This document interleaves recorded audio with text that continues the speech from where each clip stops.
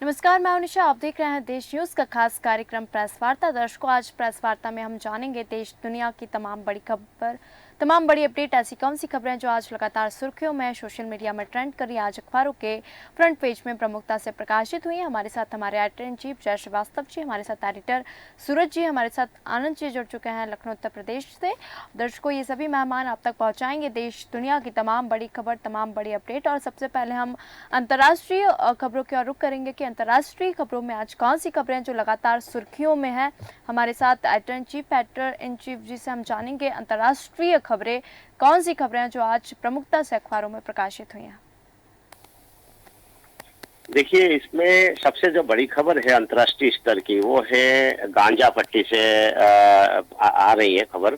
इसमें ऐसा ये देखा गया है कि जो गांजा में लड़ाई चल रहा है, उसके चलते मई तक भूखमरी का खतरा है। यूएन ने ये शंका जताया है कि युद्ध के चलते ये क्षेत्र जो है काफी उथल पुथल है, उसमें अधिकतर जो है ये भूखमरी की स्थिति देखने को मिल रहा है, क्योंकि जो खाद्यान्न है जो जिस यातायात व्यवस्था के माध्यम से वहां पहुंचाया जाता है, वो पूरी तरह से जो है अस्त व्यस्त है। यही कारण है कि वहाँ जो पैकिंग है वो सब वहाँ पहुंच नहीं पा रहे हैं। जी। तो जिस कारण से अंतर्राष्ट्रीय स्तर पे जो है इस पर विचार किया गया और यूएन ने इस पर गहरी चिंता व्यक्त की है, और इसको समाप्त करने के लिए भी जो है इजराइल को और जो गांजा पट्टी के जो हमास के जो समर्थक है वो देशों को समझाइश दी गई है। लेकिन मुझे अभी लग नहीं रहा है कि ये युद्ध समाप्त होने वाला है, और गांजा में जो स्थिति है वो स्थिति से कोई बाहर आएंगे। तो अभी देखना होगा कि इजराइल कितनी जल्दी समझ पाता है कि ये इस स्थिति में मानव जीवन पर खतरा उत्पन्न हो जाएगा, और सहानुभूति को देखते हुए गांजा पट्टी के जो लोग हैं उनको इस स्थिति से वाकिफ कराना चाहिए और समझाइश दे के ये देखना चाहिए कि भाई जन हानि नहीं होनी चाहिए। युद्ध में चाहे कुछ भी हो, जन हानि की स्थिति नहीं बननी चाहिए। बिल्कुल। दूसरी एक खबर है जो ताइवान से है। ताइवान में 6.1 की तीव्रता से जो है वहाँ भूकंप आया है। उस भूकंप में अधिकतर कोई जनहानि की तो नहीं हुई है, लेकिन बड़े पैमाने पे वहाँ नुकसान देखने को मिला है। इसके पीछे का कारण जो है ये है कि जो ताइवान है, इंडोनेशिया है, जापान है, ये जो कंट्रीज है, इन कंट्रियों में काफी भूकंप आते हैं, और जो मकान वगैरह बनता है वहां पर, वो सारे मकानों में जो है भूकंप रोधी जो सिस्टम है उसी के आधार पे ही वो निर्माण करते हैं, जिसके कारण से वहाँ ये नुकसान नहीं हुआ है। तो मुझे लगता है कि 6.1 जो तीव्रता है ये भारी नुकसान पहुंचा सकता था, लेकिन कोई नुकसान नहीं हुआ है। बिल्कुल बिल्कुल। तीसरी एक और खबर है अंतर्राष्ट्रीय स्तर पे, जो कोर्ट के सामने समर्थकों के भीड़ ने जो ट्रंप ने देखा कि भीड़ यहाँ पर जिस प्रकार से जुटना चाहिए था वो भीड़ नहीं है, तो उन्होंने झल्लाया है और उन कार्यकर्ताओं के ऊपर कि मेरा इतना बड़ा प्रोग्राम आपको कराना था, लेकिन भीड़ रखना चाहिए था। जैसे कि भारत में भी हम लोग देख रहे हैं कि इस समय इलेक्शन का समय है, ऐसे ही अमेरिका में भी इलेक्शन है। तो इलेक्शन के चलते वहां पर ये देखा ये जा रहा है कि ट्रंप और जो बाइडेन ये जगह जगह पर जो है ये आम सभाएं ले रहे हैं। और ट्रंप के ये स्थिति ये थी कि उनके जहां पर भी जाने के पहले सूचना मिलती थी वहां पर भारी भीड़ हमें देखने को मिलता था, लेकिन पहली बार ऐसा हुआ कि वहां पर कोर्ट के सामने होने के कारण से वहां भीड़ नहीं जुटी। यही कारण है कि ट्रंप जो है ये शॉर्ट टेम्परेचर के लिए जो है वो जाना जाता है, क्योंकि वो कभी भी जो है गुस्से में आ जाता है, गुस्से में आके वो कुछ भी बोलने लगते हैं और ऐसे हरकत करने लगते हैं जिससे उनके पार्टी को नुकसान उठाना पड़ता है। बिल्कुल बिल्कुल। यही कारण है कि वहाँ अधिकतर लोगों ने और सोशल मीडिया पर जो है ये देखा जा रहा है कि सोशल मीडिया पर कि ट्रंप ने कई पोस्ट किए, जिस कारण से लोग आक्रोशित है कि भाई भीड़ नहीं जुट रहा है तो आपको इस प्रकार के जो है हाव भाव या इस प्रकार का व्यवहार नहीं करना चाहिए। बिल्कुल। तो उसमें एक लूज पॉइंट उनका है।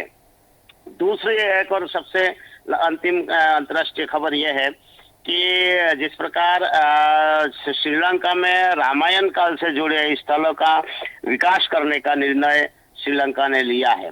आपने देखा होगा कुछ साल पहले कि जो श्रीलंका है वो चीन के ज्यादा भक्त थे बिल्कुल। और इंडिया के खिलाफ कई प्रकार के जो है कदम उठाया था। लेकिन जैसे ही देखा कि भाई भुखमरी के कगार पे पहुंच गया और चीन के दुरुपयोग कर रहे हैं, तो वैसे ही जो है श्रीलंका ने चीन से अपना कदम हटाया और भारत ने ऐसी स्थिति में मदद की और निस्वार्थ कोई बिना डील के भारत ने जब मदद की तो श्रीलंकन लोग इसको जो है मानते हैं कि जब चीन को मदद करनी चाहिए थी और चीन के साथ हमारी मैत्री वातावरण था, लेकिन बावजूद इसके चीन ने कोई किसी प्रकार से कोई मदद नहीं की और इस कारण से और भारत जो है उसमें बिना कुछ शर्त लगा के काफी मात्रा में खाद्यान्न पहुंचाया, बाकी आर्थिक मदद भी की, जिससे श्रीलंका फिर से खड़ा हो गया है। लेकिन एक समय था चीन ने पूरा बर्बाद करने के लिए कोई कसर नहीं छोड़ा था। अब उसी के बदले में जो है स्वामी गोविंद देव गिरी के मंगलवार को हनुमान जयंती के अवसर पर कैंडी के पास श्रीलंका के रामबोध हनुमान मंदिर में विशेष पूजा की। तो इसको देखते हुए जो है आम भारतीय काफी प्रसन्न है कि श्रीलंका में बौद्धिस्ट लोग हैं, क्रिश्चियन लोग हैं, उसके बावजूद वहां पर हिंदू मंदिरों का बड़े पैमाने पे निर्माण किया जा रहा है और सरकार द्वारा जो है उनको आर्थिक मदद दी जा रही है। तो यही कारण है कि भारत और श्रीलंका के बीच में जो एक संबंध स्थापित हुआ है उसमें काफी कुछ ये और बल मिलेगा, क्योंकि भारत जो है अभी इस प्रकार के कामों को अंजाम देने में लगा हुआ है।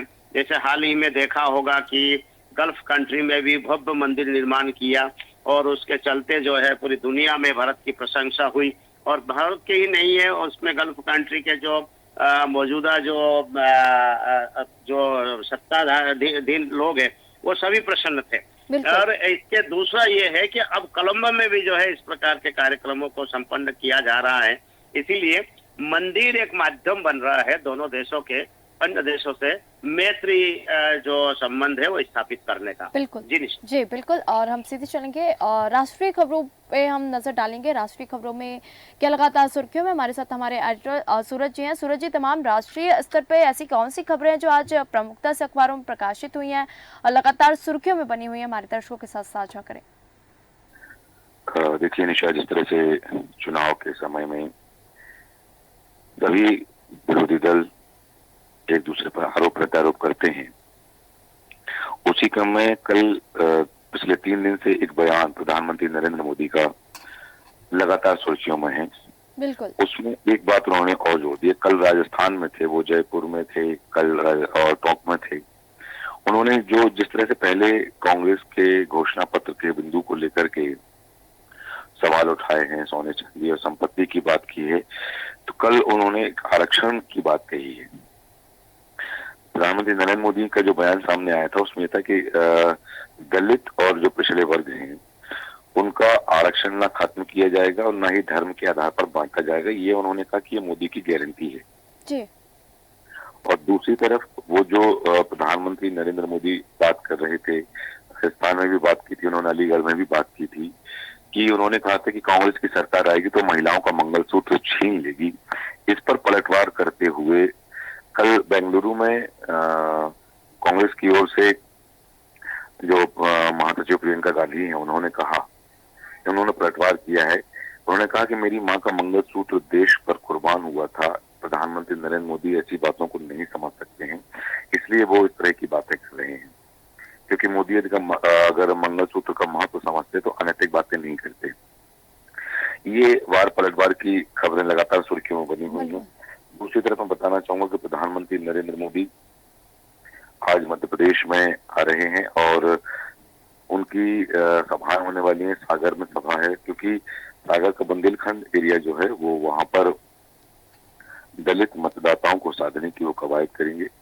और यहाँ उल्लेखनीय है कि प्रधानमंत्री नरेंद्र मोदी की सभा उसी स्थान पर हो रही है जिस स्थान पर 8 महीने पहले पलतुमा में उन्होंने एक मंदिर की भूमि पूजन की आधारशिला रखी थी बिल्कुल। संत रविदास के मंदिर के लिए, तो एक वर्ग विशेष को साधने की कवायद। दूसरी तरफ सागर में यदि उनकी सभा है तो सागर बुंदेलखंड का सेंटर पॉइंट कहा जाता है, और यहाँ पर टीकमगढ़ लोकसभा है, खजुराहो लोकसभा है, दमोह लोकसभा है। यहाँ सभा होने से इन सीटों पर भी उनका असर पड़ेगा। दूसरी तरफ बैतूल और होशंगाबाद की सीट पर भी वो जाने वाले हैं, और भोपाल में उनका रोड शो होने वाला है। बिल्कुल। एक और बात है कि कल मुरैना में उनकी सभा होने वाली है, तो भिंड, मुरैना, ग्वालियर को साधने की कवायद वहां से की जाएगी। एक बात की ओर जरूर ध्यान आकर्षण कराना चाहूंगा मैं आपका कि इस समय जो चुनाव का पैटर्न दिख रहा है, एक तरफ जहां ये देख रहे हैं कि प्रधानमंत्री नरेंद्र मोदी पूरे देश में चुनाव प्रचार करते हुए नजर आ रहे हैं, वहीं कांग्रेस की ओर से चुनाव प्रचार कुछ क्षेत्र विशेष में सिमटा हुआ है। जो प्रधानमंत्री नरेंद्र मोदी ने दक्षिण का भी रुख किया है, मध्य प्रदेश, छत्तीसगढ़, असम, त्रिपुरा, बिहार, राजस्थान, कर्नाटक, महाराष्ट्र, उत्तर प्रदेश, पश्चिम बंगाल, सभी जगह कवर किया। लेकिन वहीं दूसरी तरफ विपक्ष की ओर से दक्षिण पर ज्यादा फोकस किया जा रहा है, और वहां की सीटों को बचाने का, या फिर ये कहें कि वहां की सीटों पर जीत हासिल करने के लिए विपक्ष ज्यादा दमखम से लगा हुआ है। बिल्कुल जी जी बिल्कुल। और हमारे साथ आनंद श्रीवास्तव जी हमारे साथ लखनऊ उत्तर प्रदेश से हैं। आनंद श्रीवास्तव जी, लखनऊ उत्तर प्रदेश में इस वक्त का चुनावी माहौल क्या चल रहा है? ऐसी कौन सी खबरें हैं जो लगातार उत्तर प्रदेश में सुर्खियों में चल रही है, हमारे दर्शकों के साथ साझा करें। जी नमस्कार। जी नमस्ते। हाँ, जैसा कि उत्तर प्रदेश में दूसरे चरण का चुनाव है, और चुनाव को लेकर के लगातार जो है सारे प्रत्याशी डोर टू डोर संपर्क में लगे हुए हैं, और उसके अलावा जो है प्रशासन भी यहाँ पे पूरी चौकसी बनाए हुए है, किसी तरीके की गड़बड़ी न हो पाए। और इस सुनने में कई जगह ये आया है कि कई जो है प्रशासन को बराबर जो है शराब से लेकर के इस तरीके से छापेमारी बराबर आबकारी विभाग द्वारा चलाई जा रही है, और हजारों लीटर शराब भी पकड़ी गई है। और कई प्रत्याशी ऐसे हैं जो जनसंपर्क में जुड़े हुए हैं, और कई केंद्रीय मंत्रियों की जो है चुनाव लड़ रहे हैं, जैसे कि जी उत्तर प्रदेश में। जी बिल्कुल। और हम सीधे चलेंगे हमारे एडिटर इन चीफ के पास, और तमाम चूँकि चुनावी माहौल चल रहा है और सामाजिक स्तर पे ऐसी बहुत सी घटनाएं हैं जो वर्ग के सामने आती है, ऐसी कोई घटना या ऐसी कोई जानकारी हमारे दर्शकों के साथ साझा करें। हेलो, अभी जो चुनावी माहौल है, इस चुनावी माहौल को देखते हुए ऐसा लग रहा है कि जो कांग्रेस और भारतीय जनता पार्टी ने अलायंस किया है, एक INDIA और NDA के बीच में लड़ाई है। मतलब दो प्रकार के समूह है, एक प्रकार के जो है एक समूह INDIA के उसके समर्थकों में, और दूसरा समूह है NDA में।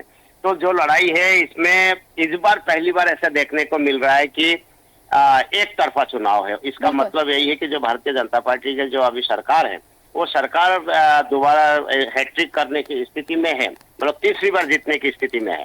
और वहीं पे जो लीड करने वाले जो पार्टी है कांग्रेस INDIA के, उसमें अभी कहीं दिखाई नहीं दे रहे कि कई बार अधिकतर जगह जैसे मध्य प्रदेश, छत्तीसगढ़, राजस्थान है, जो खाली एक पार्टी आमने सामने की लड़ाई होती है दोनों पार्टियों के बीच में, उन स्थानों पे भी कोई ज्यादा सक्रियता जो है विपक्ष की दिख नहीं रही है। इसके उलट जो है, जैसे आप देखिए यूपी में 4 पार्टियां हैं जो बड़ी पार्टियां हैं, बिल्कुल कांग्रेस, बीजेपी, बहुजन समाज पार्टी और समाजवादी पार्टी।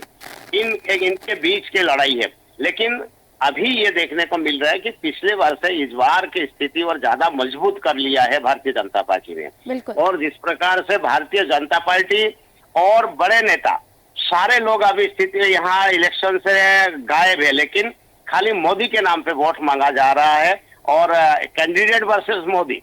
मतलब ये है जो INDIA के जो कैंडिडेट है, उनका कैंडिडेट के सामने उस कैंडिडेट का प्रचार नहीं किया जा रहा है। उस कैंडिडेट के प्रचार के बजाय NDA के जो है मोदी का चेहरा सामने रखा है। और कल जिस प्रकार से मोदी ने पहली बार एक भाषण में आमतौर पे अल्पसंख्यक या एक धर्म विशेष, इस प्रकार के शब्द का उपयोग किया जाता था। इस पहली बार मोदी ने ये उपयोग ना करते हुए सीधे अटैक किया है मुसलमानों के ऊपर, और मुसलमानों को नाम लेते हुए ये कहा है कि, और कई उदाहरण लिए उन्होंने, और जो मैनिफेस्टो कांग्रेस का है उसको दिखाते हुए जिस प्रकार से मोदी ने ये कहा कि ये जो आरक्षण है ये एसटी का खत्म करके ये मुसलमानों को दे दिया जाएगा यदि कांग्रेस सरकार में आ गई तो। बिल्कुल। तो ऐसी भाषा का उपयोग पहली बार हुआ है इस देश में। जैसे पत्रकारिता क्षेत्र में भी कई बार हम लोग ये सोचते थे कि धर्म विशेष, जाति विशेष शब्द का उपयोग करते थे, दो वर्गों में उपयोग करते थे, लेकिन पहली बार प्राइम मिनिस्टर के मुंह से इस प्रकार का जो शब्द सुन के इसकी सीधे कई बार उन्होंने मुसलमानों का नाम उल्लेख किया और उल्लेख करते हुए कांग्रेस के ऊपर हमला किया है। तो इससे जो है आज मुझे लगता है कि सारे मीडिया में ये चर्चा का विषय बना रहेगा, क्योंकि उन्होंने जो मुद्दे उठाया वो मुद्दों को जो प्रमाणित भी किया है, कई प्रकार के जो है मैनिफेस्टो को सामने रखा है। तो देखिए 14 का रखा, 8 का रखा, 4 का रखा, 19 का रखा, तो इन सारे मैनिफेस्टो में जो है इन्होंने उल्लेख किया था। लेकिन बावजूद इसके जब 4 में सरकार में आई, लेकिन 4 में आने के बावजूद जो है इन मैनिफेस्टो को ध्यान नहीं रखा गया, केवल मुसलमानों का उपयोग कांग्रेस करती आई है, ये उनका मूल उद्देश्य था। और अभी फिर से जो है उनको प्रलोभन दिया जा रहा है कि यदि कांग्रेस सरकार में आ गई तो उनको आरक्षण दिया जाएगा। तो इस प्रकार के कोई रीति रिवाज जो है मुसलमानों में है नहीं, लेकिन इस बार टारगेट करके कांग्रेस पर निशाना साधा है कि आप 4 से लेके 8 से लेके हर बार मैनिफेस्टो में रखते हो, बावजूद इसकी पूर्ति नहीं करते हैं। मतलब यही है कि उनका वोट ले लेते हो आप इसके बाद आप धोखा देते हो। लेकिन उन्होंने साथ में ये कहा कि मोदी की गारंटी है, हम जो कहते हैं, हम जो मैनिफेस्टो में लाते हैं उसकी पूर्ति करते हैं, उसको पूरा करते हैं। यही कारण है कि हमारी जो गारंटी है वो लोगों पर भरोसा लायक है। लेकिन कांग्रेस की जो गारंटी है, कांग्रेस के जो प्रवचन है, कांग्रेस के जो न्याय पत्र है, कांग्रेस का जो मैनिफेस्टो है वो फेक है, फर्जी है या प्रलोभन युक्त है। बिल्कुल। तो ये जो मामला है, सीधे शब्दों में इस बार यदि मुसलमान शब्दों का उल्लेख करते हुए उन्होंने कहा है, तो इस कारण से देश में जो है एक विचार मंथन शुरू हो चुका है। अब वो समय आ चुका है कि सही महीने में जो है जो चीजें होता आया है उसको एक्सपोज करने का है। कारण क्या है, कांग्रेस के मैनिफेस्टो में आप देखा होगा पहले भी ये कहा गया कि इसमें पाकिस्तान का मैनिफेस्टो लगता है या ऐसा लगता है कि किसी वर्ग विशेष को फायदा पहुंचाने के लिए मैनिफेस्टो किया गया है, लाया गया। लेकिन पहली बार कल उन्होंने ये बात कही कि ये मैनिफेस्टो आज का नहीं है, ये जब से कांग्रेस है तब से मैनिफेस्टो जो है ये जारी करते आए हैं और उसमें शामिल करते आए हैं। लेकिन क्या है कि मैनिफेस्टो में शामिल करने से लोग जरूर जो है बहकावे में आ जाते हैं, और लेकिन उसकी पूर्ति ना होने के कारण से मुस्लिम लोग इनको कांग्रेस को फिर भी छोड़ते नहीं है। लेकिन उन्होंने एक सवाल जरूर खड़ा कर दिया है कि अब जनता को सोचने के लिए समय आ गया है कि आपके साथ में क्या क्या इन्होंने वायदा किया और क्या क्या कि वायदे को पूरा किया, ये आकलन करो और मोदी के 10 साल का आकलन करो, उसके बाद आप वोट दो, किसी के बहकावे में मत आओ। ये संदेश कल था। आज भोपाल में उनका रोड शो है। आज निश्चित रूप से रोड शो के बाद ये शायद सुनने को या देखने को मिल सकता है कि आज भी कोई ना कोई इस प्रकार का बयान मोदी दे सकते हैं। बिल्कुल जी, बिल्कुल आपने सही कहा। और क्योंकि आज मध्य प्रदेश की राजधानी भोपाल में प्रधानमंत्री नरेंद्र मोदी का रोड शो है 1 किलोमीटर के अंतर में, और हम सीधे जानेंगे हमारे एडिटर सूरज जी से, क्योंकि आज प्रधानमंत्री नरेंद्र मोदी का रोड शो भोपाल में है और एक युवाओं में और पूरे जनता में एक अलग ही उत्साह और जोश देखने को मिल रहा है। उनको लेके, रोड शो को लेके और क्या तैयारियां हैं, हमारे दर्शकों के साथ साझा करें। बिल्कुल उषा, जिस तरह से पूर्व में मैंने कहा कि प्रधानमंत्री नरेंद्र मोदी आज मध्य प्रदेश में 3 जगह जाने वाले हैं और कल मुरैना जाने वाले हैं। तो यहाँ जो उनके रोड शो को लेकर तैयारियां चल रही हैं। हालांकि उनका जो रोड शो है पहले जो निर्धारित था उससे कम कर दिया गया है, क्योंकि जहाँ से पहले प्रारंभ होने वाला था अब उससे थोड़ा सा आगे बढ़ा करके वहां से प्रारंभ किया जा रहा है। और पहले ये मिंटो हॉल से शुरू होना था, लेकिन अब जो है ये मालवीय नगर से माता मंदिर तक के लिए किया जा रहा है। तो सर मैं बताना चाहूंगा कि जैसा कि अभी हमारे एडिटर इन चीफ जय श्रीवास्तव जी ने कहा कि संभावना है कि भोपाल के रोड शो में वो इस जो पूर्व में जिन बातों को उन्होंने उल्लेख किया, कल जिन बातों को उल्लेख किया है, उन बातों का उल्लेख नहीं कर सकते, क्योंकि अब भारतीय जनता आक्रामक रूप से जिस तरह से चुनाव प्रचार कर रही है या तूफानी दौर है उनका चुनाव प्रचार का, तो यहाँ ये चीजें हैं कि जनता के मन में अपनी बात कैसे रखी जाए। और इसी क्रम में मैं एक बात और शामिल करना चाहूंगा कि कल जो है रीवा, सतना और टीकमगढ़ में भारतीय जनता पार्टी के राष्ट्रीय अध्यक्ष जेपी नड्डा की सभाएं थी। बिल्कुल। और इन जनसभाओं में वो जो है विपक्षी गठबंधन पर उन्होंने कई तरह के सवाल खड़े किए हैं। बिल्कुल। उन्होंने कहा है, जेपी नड्डा ने कहा कि ना तो गठबंधन है, ना मेल मिलाप है, ना एक दूसरे के प्रति समर्पण का भाव है, तो फिर कैसे गठबंधन। बिल्कुल। और उन्होंने कहा है कि उन्होंने कुछ नाम गिनाए हैं, फारूक उमर, महबूबा मुफ्ती, चौटाला बादल, अखिलेश डिम्पल, लालू तेजस्वी, ममता अभिषेक, बोले ये जो हैं ये सब परिवारवाद के पोषक लोग हैं और परिवारवाद के का पोषण करते हैं। ये एक दूसरे के समर्थन में नहीं है, अपने अपने परिवार को बढ़ाने की बात करते हैं।